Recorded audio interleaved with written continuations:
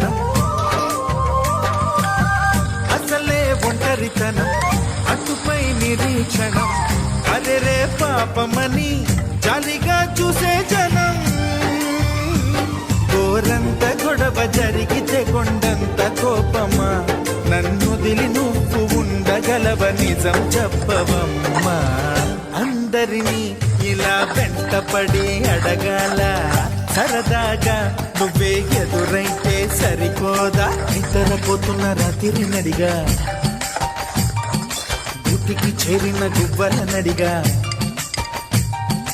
చల్లగాలి నడిగా ఆ చందమామ నడిగా ప్రియురాలి